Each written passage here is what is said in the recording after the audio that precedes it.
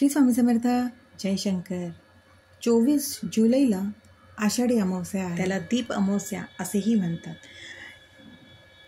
आता सध्या आषाढी अमावस्या म्हटलं की लोकांचं मांसाहार करणं हेच चाललेलं असतं. पण खरं तर या दिवशी खूप काही सेवा करायच्या असतात, खूप काही उपाय करायचे असतात. हा दिवस आपल्या पितरांना समर्पित असतो. हा दिवस लोक मांसाहार करतात का? तर श्रावण चालू होणार असेल त्यानंतर श्रावणात मांसाहार बंद करतात.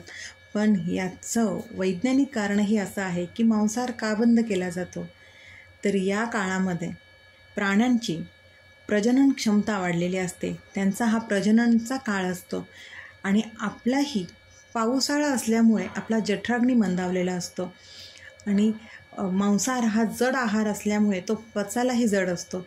यामुळे ह्या काळात मांसाहार करूच नये. आणि खरं तर मांसाहार करूच नये, पण प्रत्येकाची ज्याची त्याची इच्छा असते. पण आषाढी अमावस्या ही मांसाहार करण्यापेक्षा सेवा करण्यासाठी आहे आणि आपल्या पितरांना समर्पित असा हा दिवस आहे. या दिवशी आपल्या मुलांसाठी, आपल्या पितरांसाठी, कुलदेवतेसाठी आणि आपल्या गुरूंसाठी आपण जी काही सेवा करू ना, त्याचं फळ आपल्याला 100 पटीने मिळत असतं. त्यामुळे आषाढ अमावस्येच्या दिवशी मांसाहार करण्याऐवजी आपण सेवा केल्या तर खरं खूप चांगला ह्याचा उपयोग आहे. सो हा ज्याचा त्याचा विचार करण्याचा भाग आहे, ज्याची त्याची इच्छा आहे. पण ज्याला खरंच या दिवशी कुठली सेवा किंवा उपाय करायचे असेल त्यांनी या दिवशी हे नक्की उपाय करा.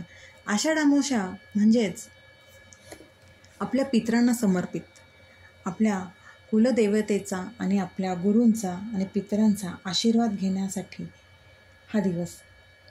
आपल्या जीवनामध्ये खूप मोठे गोष्टी होत असतात, खूप काही संकट येत असतात. आपल्या आयुष्यात बरेच जण म्हणतात की तुम्हाला पितृदोष आहे. आणि त्या पितृदोषाची कारणंही अशी असतात की घरात सतत वादावाद होणे, भांडणं होणे, सतत आजारपण असणे, मुलांची लग्न न जमणे किंवा लग्न झालेल्या जोडप्यांना मूल न होणे, व्यवसायात नोकरीत सतत अपयश येणे किंवा नोकरी न लागणे, बरेच अशा गोष्टी असतात ज्या पितृदोषामुळे घडत असतात.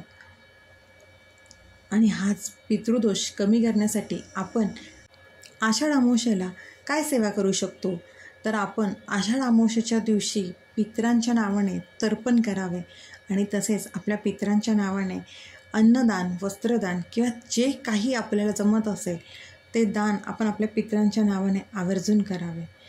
आषाढ अमावस्या ही तिथीच विशेषतः आपल्या पितरांना समर्पित आहे.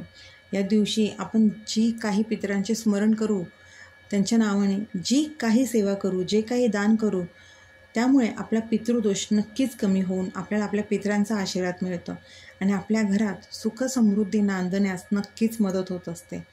आषाढ अमावस्येच्या दिवशी जर ज्यांना शक्य असेल त्यांनी पवित्र नदीत स्नान नक्कीच करावे, ध्यानधारणा करावी, जी काही पूजा अर्चा असेल ती या दिवशी नक्कीच करावी.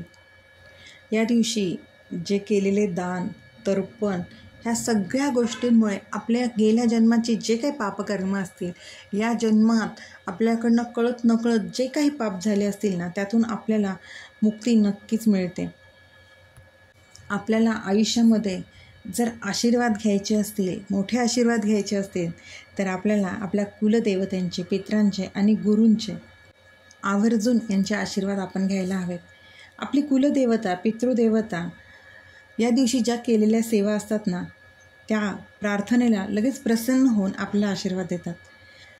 आषाढ अमावस्येनंतरच आपला श्रावण महिना चालू होतो आणि साहजिकच तेव्हापासूनच आपले सर्व धार्मिक सण सुरू होत असतात.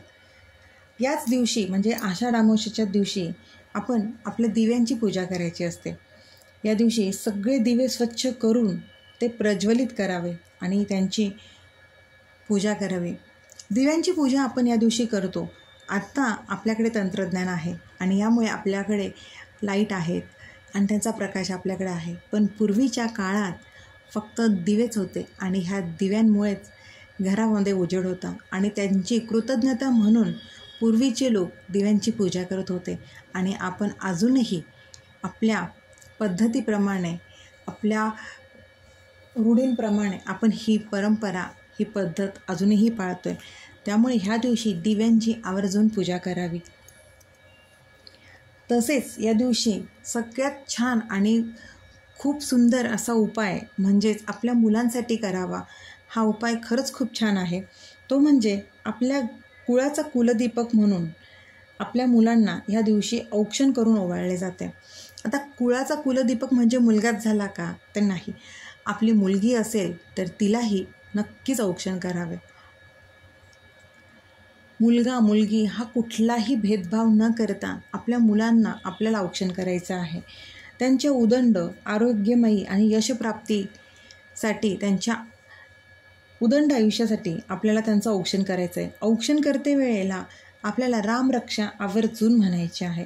रामरक्षा म्हटल्याने आपल्या मुलांना बाहेरच्या बाधांपासून त्यांचं संरक्षण होतं आणि रामरक्षेचं ते कवच त्यांच्या भोवती तयार होतं. एक सकारात्मक ऊर्जा त्यांच्या भोवती तयार होते आणि बाहेरील बाधांपासून नकारात्मक ऊर्जेपासून त्यांचं रक्षण झाल्यामुळे नक्कीच त्यांचं आरोग्यही सुंदर राहतं आणि यशामध्ये त्यांच्या यशप्राप्तीमध्येही त्यांना कुठलेच अडथळे येत नाही आणि उदंड आयुष्य त्यांना नक्कीच प्राप्त होत असतं.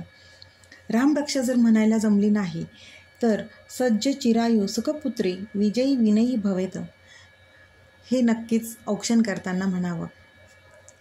यामुळे खरंच आपल्या मुलांची प्रगती होण्यास मदत होत असते.